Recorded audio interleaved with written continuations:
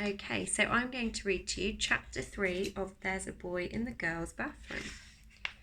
Bradley opened the front door to his house. "You're home early," his mother said from the kitchen.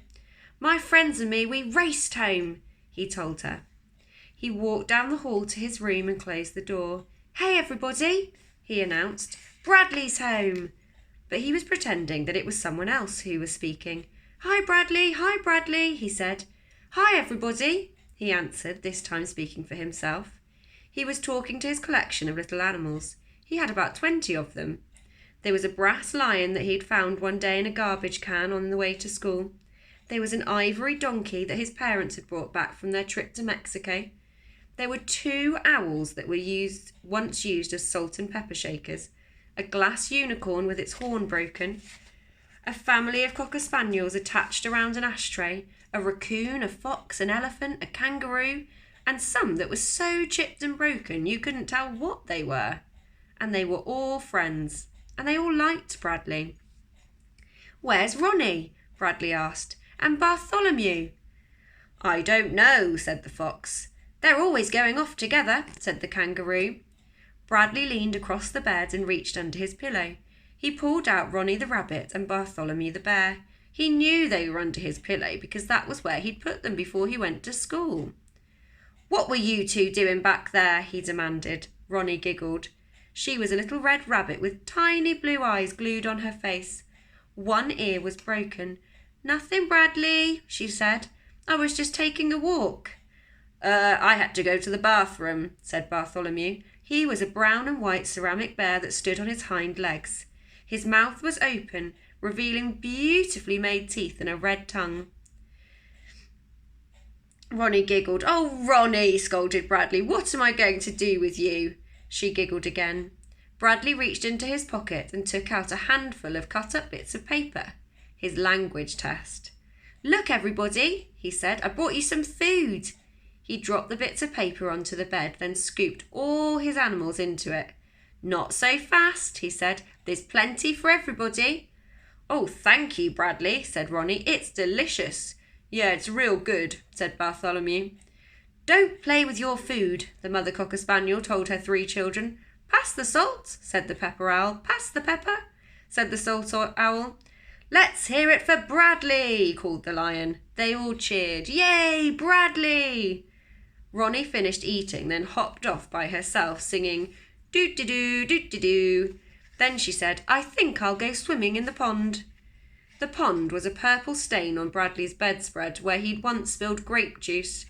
Ronnie jumped into the water. Suddenly she cried, "Help! I have a cramp."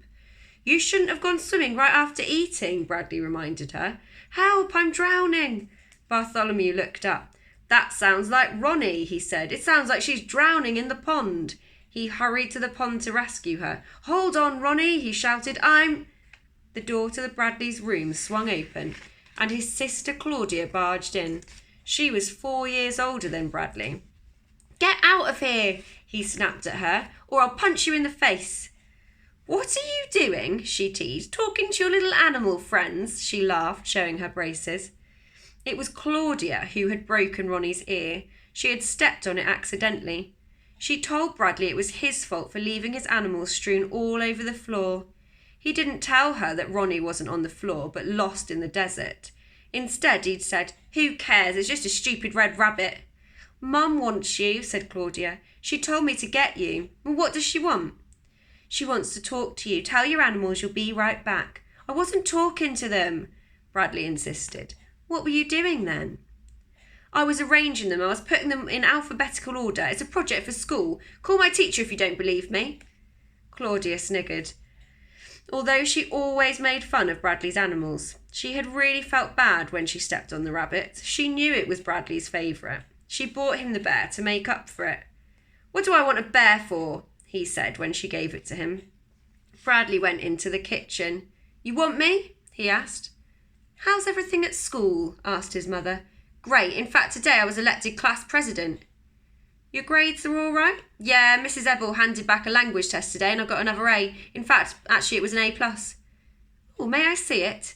"Oh, Mrs. Ebel hung it on the wall next to all the other A tests." "Mrs. Ebel just called," said his mother. His heart fluttered. "Why didn't you tell me that tomorrow was parents' conference day?" asked his mother. "Oh, didn't I tell you?"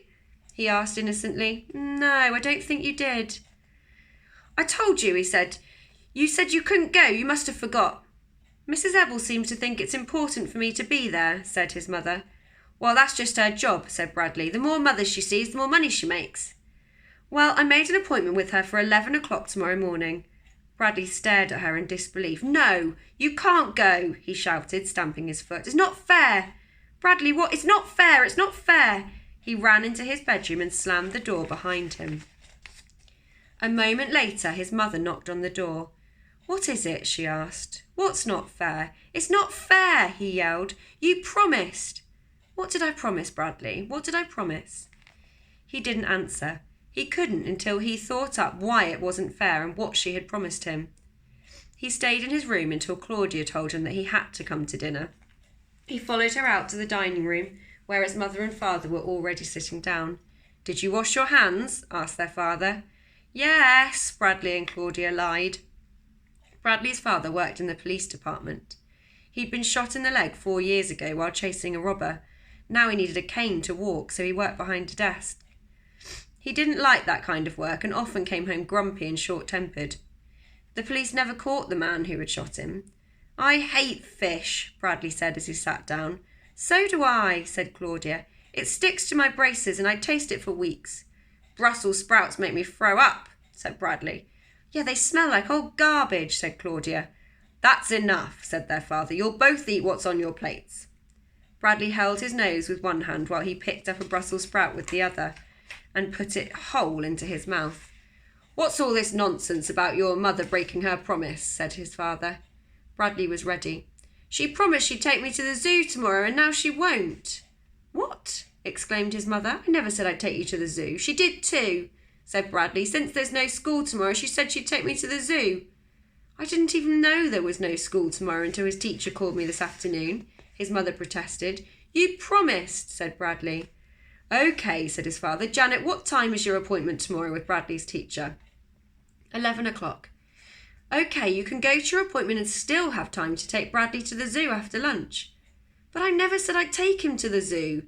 "You did," accused Bradley. "And we have to go in the morning. We have to be at the zoo at 11 o'clock. Claudia sniggered. "Why do you have to be at the zoo at 11 o'clock? He glared at her, then turned back to his father. "Because that's when they're feeding the lions," Claudia laughed. "She promised she'd take me to see them feed the lions at 11 o'clock, Bradley insisted. His mother was flabbergasted. I don't even know when they feed the lions." 11 o'clock, said Bradley. "Don't lie to your mother," said his father. "Really," said Bradley, "they feed the lions at 11 o'clock. "I don't tolerate lying," said his father. "I'm not lying," said Bradley. "Call the zoo if you don't believe me." "Don't lie to your mother and don't lie to me." "Call the zoo." "Your mother said she never promised to take you to the zoo." "She's lying." Right after he said it, he knew it was a mistake. His father turned purple with rage. "Don't call your mother a liar. Go to your room." "Just call the zoo," Bradley pleaded. "Well, maybe I did tell him I'd take him to the zoo," said his mother. "See?" said Bradley. "Keep it up, Bradley," said his father. "Just keep it up. You want to be a criminal when you grow up? You want to spend your life in jail? I see people like you every day at the police station." Bradley stared angrily at his father. "Not all criminals go to jail," he asserted. "What about the man who shot you?" "I said go to your room." Bradley stood up from the table. "I didn't want to eat this junk anyway." He stomped down the hall into his room and slammed the door. Then he opened it and shouted, "Call the zoo," one last time, then slammed it again. He lay on his bed and cried. "Don't cry, Bradley," said Ronnie. "Everything will be all right." "You'll think of something, Bradley," said Bartholomew. "You always do. You're the smartest kid in the world." And that's the end of chapter 3.